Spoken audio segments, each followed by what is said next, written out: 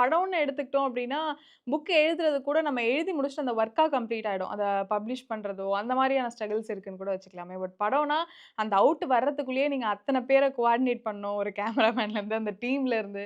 So அந்த coordinate பண்றது, இதெல்லாம் வந்து நம்ம சொல்றது நார்மலாவே ஒருத்தவங்க அமைதியா பேசினாலே சொல்றது கேட்க மாட்டாங்க. அதுவும் ஒரு பெண் சொல்றா அப்டின்னா, அத கேட்கறதுக்கு ஏதாவது பிரச்சனைகள் இருந்ததா?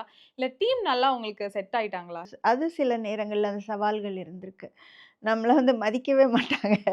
நம்ம முன்னாடியே வந்து இதெல்லாம் எதுக்கு வந்திருக்கு அப்படின்னு பேசுவாங்க. ஸோ அதெல்லாம் வந்து என்னன்னா, என்ன பொறுத்தவரைக்கும் என்னன்னா, நீ என்னனாலும் பேசிக்கோ.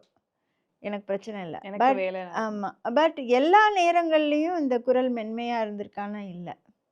அத நான் ஒத்துட்டு தான் ஆகணும். சில ம். நேரங்கள்ல கொஞ்சம் சத்தம் போட்டு பேசும்போது, சில மேல் ஈகோ வந்து கொஞ்சம் ஹர்ட் ஆக தான் செய்வாங்க. கொஞ்சம் வந்து அவங்களுக்கு வந்து அதுக்கப்புறம் வந்து ஓகே. இந்த இது சாஃப்ட்டான ஆள் இல்ல அப்படிங்கிறது புரிஞ்சு போகும். எங்க கோர் டீம் வந்து நல்லா ஒரு புரிதல் இருக்கும். ஆக்டர்ஸ் நல்ல புரிதல் இருக்கும். நீங்க பார்த்தீங்கன்னா, எங்க இதுல நடிச்சிருக்கிறவங்களோட படம் பார்க்கும்போது உங்களுக்கு தெரியும். They have lived their part அப்படின்னு தான் சொல்லணும். ஏன்னா, இது ரொம்ப சிம்பிளான ஒரு படம். பெருசா இந்த ஆர்ப்பாட்டங்கள் இல்லாம, வன்முறை இல்லாத படம். ஸோ, அதுல வந்து அமைதியா நடிக்கிறது தான் ரொம்ப கஷ்டம்னு நான் நம்புவேன்.